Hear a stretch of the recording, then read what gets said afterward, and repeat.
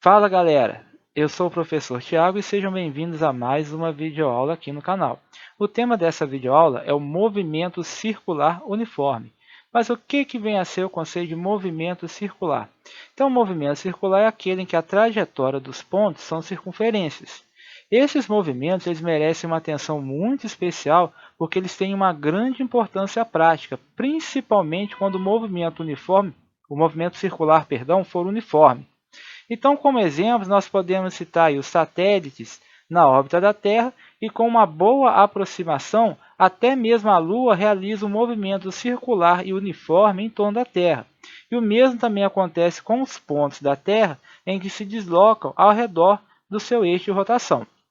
Bom, então, para a gente estudar o movimento circular, a gente precisa de ver alguns conceitos básicos sobre ângulos, né? Então, vamos ver agora as principais diferenças entre os movimentos retilíneos e os movimentos circular. Então, o estudo descritivo dos movimentos foi feito até aqui por meio das grandezas escalares espaço, velocidade escalar média instantânea e aceleração escalar média instantânea. A gente chama essas grandezas de lineares pois as suas definições provêm de uma forma direta ou indireta das medidas de comprimento, certo? Agora, quando a gente estuda os movimentos circulares, fica útil a gente acrescentar as definições das grandezas escalares angulares, isto é, grandezas escalares definidas também direta ou indiretamente a partir das medidas de ângulos, né? Então, olha aí, qual é a principal diferença do movimento retilíneo para o circular? O retilíneo, descrito por grandezas lineares, que vem aí do comprimento. E já o movimento circular é descrito por grandezas angulares, que vem aí dos ângulos. Então, ângulos, vamos conhecer suas duas unidades de medida, que é o grau e radiano. Então, qual que é a diferença de uma para a outra? Então, um grau é o ângulo correspondente a 1/360 do ângulo de uma volta completa de uma circunferência. Como vocês já viram lá na matemática, uma circunferência completa possui 360 graus. Já o radiano é a medida do ângulo central que determina na circunferência um arco cujo comprimento do arco L é igual ao raio R. Então, decorre da definição do radiano que um ângulo central qualquer θ fica determinado em radianos pelo quociente do comprimento do arco que ele enxerga pelo raio da circunferência. E já um radiano vai corresponder a aproximadamente 57 graus. Então, olha aí a definição de radiano. Aí. O θ é igual a L, que é o comprimento do arco da circunferência, comprimento L, dividido pelo raio da circunferência R, certo? Então, assim, por exemplo, se o raio R da circunferência for igual a 10 centímetros e o comprimento L do arco for igual a 30 centímetros, o que a gente vai ter? Aplicando a definição aí, ó, θ é igual a L sobre R. Então, L 30 centímetros, R 10 centímetros, 3 radianos. Agora, observa que a unidade radiano não era para ter nenhuma dimensão, não era para ter uma unidade física, uma vez que ela corresponde ao quociente de um comprimento, no caso do arco da circunferência, por outro comprimento, que é o raio, resultando em um número puro, ou seja, o centímetro de cima corta com o centímetro de baixo. A gente poderia até escrever que θ é igual a 3, ao invés de escrever que θ é igual a 3 radianos. No entanto, esse procedimento não é conveniente, pois é mais importante que fique evidenciado o critério adotado para determinar o ângulo. Agora, qual que é a relação que existe entre o grau e o radiano? Então, a gente já sabe que o perímetro, o comprimento de uma circunferência de raio R é igual a 2πr, certo? Então, o comprimento da circunferência, se a gente esticar uma circunferência, o comprimento dela é igual a 2πr. Agora, vamos converter em radianos o ângulo de uma volta completa, que a gente já sabe que tem 360 graus. Então, θ é igual a L sobre R. O L, que é o comprimento da circunferência, eu sei que vale 2πr. E o raio, que é R. Corto o R de cima com R de baixo, a gente tem 2π radiano, certo? Então, o comprimento em radianos vai ser, o ângulo em radianos vai ser de 2π. Então, 2π radianos equivalem a 360 graus. Agora, eu posso brincar com isso daí. Então, o que vai seguir disso daí? Se 2π radianos são 360 graus, se eu dividir por 2, π radiano, 180 graus. Se eu dividir por 2 de novo, π sobre 2 radianos é igual a 90 graus. É só fazer uma regrinha de 3 básica aí, ó. 180 graus, π radiano. Aí a partir daí você acha. Você consegue fazer a conversão de radianos para grau e grau para radiano. Beleza? Agora a gente vai ver aí o conceito de velocidade angular. Então vamos considerar as posições que uma partícula móvel ocupa numa circunferência, nos instantes de tempo t1 e t2. Então, entre esses instantes de tempo t1 e t2, a partícula sofre um deslocamento escalar, que pode ser dado linearmente por ΔS ou angularmente por ΔΦ. Olha aí na figurinha. Não confunda o deslocamento escalar com o deslocamento angular. O deslocamento escalar é o tamanho do arco da circunferência.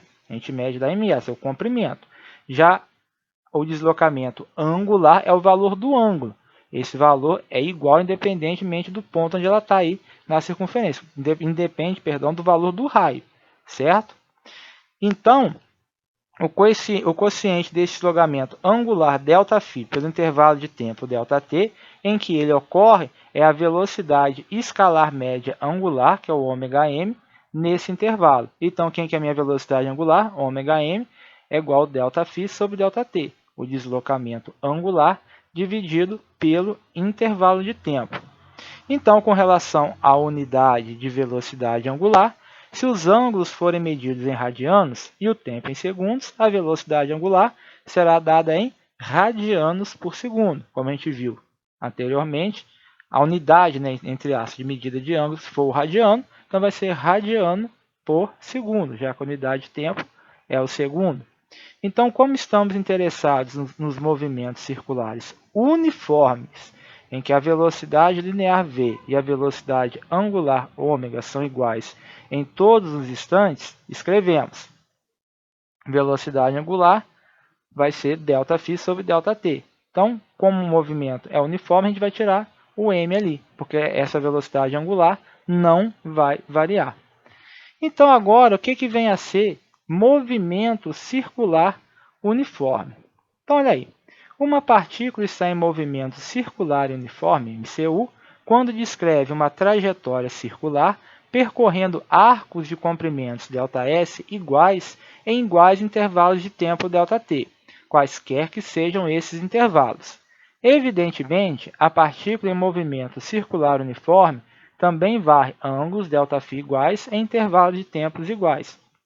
Olha aí na figurinha. Então, em cada intervalo de tempo, ela vai percorrer uma trajetória circular e esses arcos de comprimento ΔS vão ser iguais para cada intervalo de tempo, bem como o deslocamento angular, o ΔΦ aí. Beleza? Então, portanto, movimento circular e uniforme, MCU, é todo movimento de trajetória circular em que a velocidade escalar linear ou angular é constante diferente de zero. Então, a velocidade linear ela é constante diferente de zero e a velocidade angular é constante e também diferente de zero. Ficou faltando aí diferente de zero, certo? Agora, qual que é a relação entre as velocidades escalares angular e a velocidade escalar linear no movimento circular uniforme? Como as duas velocidades aí se relacionam? Então, vamos agora relacionar a velocidade escalar angular ômega com a velocidade escalar linear v. Olha aí. A gente sabe, né, lá da cinemática, lá do comecinho do ano, que velocidade média é ΔS sobre ΔT, certo? Como ΔΦ é dado em radianos, então a gente sabe que a velocidade, o nosso ângulo ΔΦ é ΔS sobre R, é o comprimento do arco de circunferência dividido por R, certo? Então, meu ΔS vai ser quem? ΔΦ vezes R, beleza? Essa é a minha equação 2. Agora, se eu substituir a equação 2 na equação 1, no lugar do ΔS, eu escrever ΔΦ vezes R, o que eu vou ter? Que a minha velocidade linear vai ser ΔΦ vezes R dividido por ΔT. Mas quem que é ΔΦ sobre ΔT? ΔΦ sobre ΔT é a minha velocidade angular ômega. Então, eu tenho que V é igual a ômega R. Assim, a velocidade escalar angular ômega é igual à velocidade escalar linear V dividida pelo raio R da circunferência. Ômega é igual a V sobre R ou V é igual a ômega vezes R, certo? Vamos ver aí então uma aplicação do movimento circular. No início de uma corrida de 800 metros, por exemplo, observe aí que os atletas não largam um ao lado do outro. Por quê? Isso para compensar o fato de as raias internas serem mais curtas que as raias externas. Olha o desenho das raias aí. Por isso, eles largam de posições não emparelhadas, ou seja, eles não saem um do lado do outro. Eles só podem ter a liberdade de mudar de raia no final da primeira curva, que é esse arco AB aí, quando os comprimentos dos trechos de raias que estão destacados na figura se igualam. Então, por isso você tem lá aquelas corridas olímpicas, quem está mais do lado de fora, do lado mais externo da pista, larga mais à frente. Quem está do lado interno, larga um pouco mais atrás. Isso tudo para compensar o fato dessa pista ser circular. Muito bem. Vamos ver então um exemplo de aplicação. Exemplo 1. Uma partícula percorre em 10 segundos o arco de circunferência AB representado na figura, de A para B, em movimento circular uniforme. Então, está se movendo aí no sentido horário. Sabendo que o arco AB mede 60 centímetros e que o raio vale 30 centímetros, determina o percurso de A até B, a velocidade escalar linear. Então, o que ele nos deu? O ΔS, que é o valor do comprimento do arco, que vale 60 centímetros, o intervalo de tempo 10 segundos. Velocidade escalar linear, ΔS sobre ΔT, 60 centímetros dividido por 10 segundos. 60 dividido por 10 deu 6 centímetros por segundo. Beleza? Agora, na letra B, pediu o quê? A velocidade escalar angular. Então, vamos calcular o deslocamento angular ΔΦ. Olha lá, então a gente tem ali esse deslocamento, que foi do ponto A até o ponto B, aí na figurinha. Então, pela definição, meu ângulo ΔΦ vai ser o quê? O comprimento de arco AB dividido pelo raio. O comprimento do arco vale 60 centímetros e o raio 30 centímetros. 60 por 30, 2. 2 radianos. Então, portanto, a minha velocidade angular vai ser ΔΦ sobre ΔT, ou seja, 2 radianos em 10 segundos. 2 dividido por 10, 0,2 radianos por segundo, que é a velocidade angular. Uma outra forma de calcular a velocidade angular seria usar a expressão V é igual a ômega-r. Então, o meu ômega seria V sobre R. O V, que é 6 centímetros por segundo, e o R, que é 30 centímetros. 6 dividido por 30, 0,2 radianos por segundo. Beleza? Agora a gente vai ver o conceito de período e frequência. Então, o movimento circular uniforme ele é um movimento periódico. O que é um movimento periódico? Todas as suas características se repetem em iguais intervalos de tempo. E cada intervalo de tempo corresponde ao tempo que a partícula leva para completar uma volta. Então, esse tempo denomina-se período do movimento circular uniforme e é representado pela letra T. Então, período T de um movimento circular uniforme é o intervalo de tempo decorrido durante uma volta de uma dada partícula. Cada vez que ela dá uma volta, esse intervalo de tempo é conhecido como período. Então, o período pode ser medido em qualquer unidade de tempo, mas, como a gente já sabe, a unidade no SI de tempo é o segundo. E uma outra grandeza também referente ao movimento circular uniforme é a frequência, que é simbolizada pela letra F. Suponha, por exemplo, que uma partícula complete uma volta a cada 0,1 segundo. Então, esse 0,1 segundo é o período do movimento. Então, quantas voltas ela completa na unidade de tempo? No caso, 1 segundo. Então, se a gente fizer esse cálculo, a gente percebe que ela completa 10 voltas por segundo. Então, dizemos então que essa é a sua frequência F. F é igual a 10 voltas por segundo. Então, observe aqui que a frequência. A frequência F do movimento circular e uniforme executado por uma partícula é o número de voltas que essa partícula efetua por unidade de tempo. Assim, se a partícula efetua n voltas durante o intervalo de tempo ΔT, a sua frequência é dada por frequência é igual ao número de voltas n dividido por ΔT, pelo intervalo de tempo. Agora, a frequência pode ser medida em voltas por segundo, rotações por segundo, RPS, rotações por minuto, RPM, e ciclos por segundo, entre outras formas aí. Porém, sempre que a unidade de frequência inclui o segundo, ela se denomina Hertz, representada pela Hz. que é a unidade dessa grandeza aí no SI. Então, assim nós temos que uma volta por segundo, que é igual a uma rotação por segundo, é igual a 1 Hz. O Hz é igual a 1 sobre segundo. Então, por isso que o segundo aí está a menos 1. Então, na prática, é muito comum medir a frequência em rotações por minuto. Então, para fazer as conversões entre as unidades de RPM e Hz, em rotação por segundo e Hz, a gente pode usar a seguinte relação aí. Então, 60 rotações por minuto quer dizer que são 60 rotações em 1 minuto. Então, ou seja, vão ser 60 rotações, 1 minuto, 60 segundos. Então, 60 rotações por minuto vai dar o quê? Uma rotação por segundo, que é igual a 1 Hz. Então, o Hz é igual a uma rotação por segundo. Então, quando um movimento circular tem uma frequência de 1 Hz, quer dizer que ele dá uma volta a cada segundo. Agora nós vamos ver uma relação muito importante, é a relação entre o período e a frequência. Então a gente tem aí a definição da frequência. Então, pela definição de frequência, nós temos que frequência é igual ao número de voltas dividido pelo intervalo de tempo necessário para efetuar essas n voltas. Agora, se a gente pegar esse intervalo de tempo, ΔT, e fazer igual a um período, que é o T maiúsculo, a gente vai ter que n é igual a 1, ou seja, o corpo executa uma volta. Então, a gente sabe que o intervalo de tempo necessário para que o corpo dê uma volta é igual a um período, T maiúsculo. Então, o n vai ser uma volta e o intervalo de tempo ΔT vai ser igual a um período. Então, disso a gente tira o quê?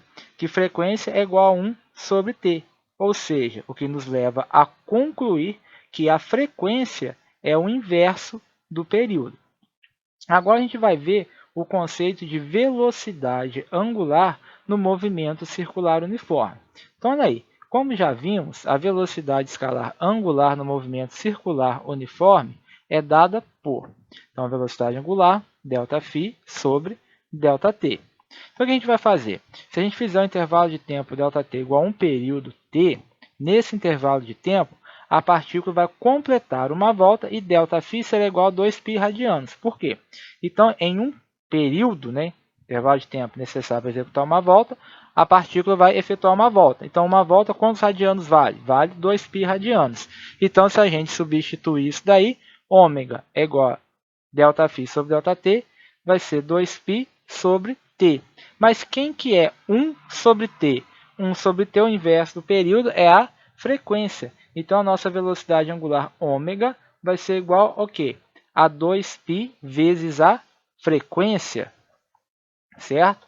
Agora, uma aplicação disso daí é o disco ou a polia em rotação uniforme. Então, olha aí, vamos considerar um disco ou uma polia em rotação uniforme em torno do eixo E. Então, olha aí. Observem aí que A e B são dois pontos quaisquer situados fora do eixo de rotação. Enquanto que o ponto A percorre o ΔSA, o ponto B vai percorrer, deslocamento escalar aí, ΔSB, sendo que ΔSA é menor que o ΔSB. E, portanto, a velocidade linear do A vai ser menor que a velocidade linear do B. Então, o deslocamento angular ΔΦ, entretanto, é igual para todos os pontos, tanto para o ponto A para o ponto B. O deslocamento angular eles vão percorrer o mesmo ângulo aí, tanto A quanto B. Porém, o deslocamento escalar ΔSA é bem maior que o deslocamento escalar ΔSB. Então, a gente pode dizer que a velocidade angular do ponto A é igual à velocidade angular do ponto B. Então, se as duas velocidades angulares são iguais, então a frequência de A é igual à frequência de B e o período de A é igual ao período de B. Então, note aí que tanto em um disco como em uma polia, a velocidade angular ômega é igual para todos os pontos que giram. Por isso, podemos dizer que a velocidade angular do disco todo ou da polia toda é igual ao ômega. Agora, a gente vai ver o acoplamento de polias e rodas dentadas, porque as polias podem ser acopladas por meio de correias ou por contato direto, de modo que uma polia rodando pode fazer a outra rodar também. Então, da mesma forma, as rodas dentadas podem ser acopladas por contato direto, como acontece, por exemplo, na caixa de câmbio de um automóvel, ou por meio de correntes, como que acontece aí na bicicleta. Então, observe aí que na figura a seguir, ela representa duas polias de raios RA e RB, que rodam no mesmo sentido. as duas acopladas por uma correia que não desliza sobre elas. Então, olha aí, a gente tem aí a polia de raio RA, outra polia de raio RB, rodando no mesmo sentido. Então, aqui os pontos A e B estão nas periferias das polias. Enquanto o A se desloca ΔSA, o B vai se deslocar ΔSB. Então, como a gente já sabe, aí, ΔSA é igual a ΔSB, a gente tem que as velocidades escalares lineares VA é igual a VB, ou seja, se os deslocamentos escalares são iguais, então as velocidades escalares lineares também vão ser iguais. Agora, observe aí nessa figura que, ao contrário da situação que a gente falou, as duas polias ou rodas dentadas que estiverem em movimento contrário, o que vai acontecer? A gente tem também os pontos A e B que também vão estar nas periferias da polia. Enquanto que o A se desloca o ΔSA, o B também vai deslocar um ΔSB. A gente vai supor que não há escorregamento das regiões de contato, então cada ponto da periferia de uma polia faz um contato único com um único ponto da periferia da outra polia. Novamente, independente se eles estão acoplados por uma polia, onde elas vão girar no mesmo sentido, ou uma está em contato com a outra, onde cada uma gira num sentido diferente, a gente sempre vai ter que os dois deslocamentos escalares são os mesmos. Então, como ΔSA é igual a ΔSB, a gente sabe que a velocidade linear A é igual a velocidade linear B. Então, nessas duas situações, o que nós temos? A nossa velocidade não é ômega-r, então a minha velocidade em A vai ser ômega-a sobre RA. E a minha velocidade B, ômega-b vezes RB. Mas o que eu sei disso daí? Ômega é igual a 2πf, então eu vou substituir o ômega-a por 2πfA e o ômega-b por 2πfb. Então, o que eu vou ter? Corta 2π com 2π, frequência de A vezes o raio de A é igual a frequência de B vezes o raio de B. Beleza? Então, nós acabamos aí o conteúdo. Então, agora nós vamos aplicar isso daí em mais dois exemplos, para vocês copiarem no caderno e entregar junto com a atividade. Beleza? Então, questão 2 aí caiu no pisme. O eixo de um motor gira a 1.800 rotações por minuto e com uma polia de 2,5 cm de raio presa ao eixo, movimenta, através de uma correia, uma outra polia de 15 cm de raio. Qual a frequência de rotação da polia de raio maior? Então, o que ele me deu? Que a frequência 1, 1.800 rotações por minuto. Raio 1, 2,5 cm. Frequência 2 é o que ele quer saber. E o raio 2, 15 centímetros. Então, usando essa última expressão que a gente viu, FA, RA é igual a FB, RB. Então, aqui a gente vai ter frequência de A, 1.800 rotações por minuto, raio de A, 2,5 cm. Frequência de B, eu não sei, e o raio de B, 15 centímetros. 1.800 vezes 2,5, 4.500 RPM, que é igual a 15F2. O 15 está multiplicando, passa para lá dividindo. 4.500 dividido por 15, então a frequência de 2 vão ser 300 rotações por minuto. Beleza? Agora, exemplo 3. Um corpo em movimento circular e uniforme completa 20 voltas em 10 segundos. Determine a frequência e o período desse movimento. Então, aí o que ele nos deu? Que o número de voltas é 20 e que o intervalo de tempo em que isso acontece, 10 segundos. Então, vou calcular a frequência. A frequência eu sei que é o número de voltas dividido pelo intervalo de tempo necessário para executar essas 20 voltas. Então, 20 dividido por 10 dá 2 Hz. Ficou 1 sobre segundo, 1 sobre segundo é o Hz. Então, a frequência desse movimento é de 2 Hz. Agora, ele quer o período. Como eu sei, o período é o inverso da frequência. Então, vai ser 1 sobre a frequência. 1 sobre 2 Hz. 1 dividido por 2, meio. Então, meu período é de meio segundo. Aí, outro exemplo. Exemplo 4. Na situação esquematizada ao lado, temos duas polias A e B acopladas por uma correia inextensível. Quando a polia A gira, movimenta a correia, que faz a polia B girar também. Então, olha aí a figurinha. Polia A de raio 5 cm e a polia B de raio 20 cm. Admitindo que não haja escorregamento entre a correia e as polias e supondo que a polia A execute 60 rotações por minuto, calcule. Letra A, a frequência de rotação da polia B. Então, novamente, o que eu vou fazer? Eu vou usar aquela expressão FA-RA igual a FB-RB. Então, frequência de A, 60 rotações por minuto, vezes o raio de A, 5 cm. Frequência de B eu não sei, raio de B, 20 cm. 60 vezes 5, 300. 300 rotações por minuto é igual a 20 vezes a frequência de B. 20 está multiplicando, passa dividindo. 300 dividido por 20, então frequência de B, 15 rotações por minuto. Agora, na letra B, o que a gente vai fazer? A gente vai calcular a velocidade linear de um ponto qualquer da correia. E aí pediu para usar π como sendo 3,1, certo? Então, vamos lá. A gente sabe que V é igual a ômega-r, e ômega é igual a 2π vezes a frequência. Então, o que nós vamos ter? Vamos substituir. Então, V vai ser 2πf vezes o raio. Então, só substituir aí os valores dados. 2 vezes o π, 3,1. A frequência, que a gente sabe, 15 sobre 60. Por quê? Que vai ser aí esse 15 sobre 60. A gente sabe que vai executar 15 rotações em 1 minuto. Certo? Que a gente achou lá no resultado anterior. Vezes o raio, que é 0,20. Multiplicando aí 2 vezes 3,1, 6,2. 15 dividido por 60, 0,25 vezes 0,20. Multiplicando tudo aí, eu vou ter que a minha velocidade, vai ser 0,31 metros por segundo, ou 31 centímetros por segundo. Muito bem, encerramos aqui mais uma videoaula. Agora façam aí as atividades propostas e até a próxima aula, pessoal.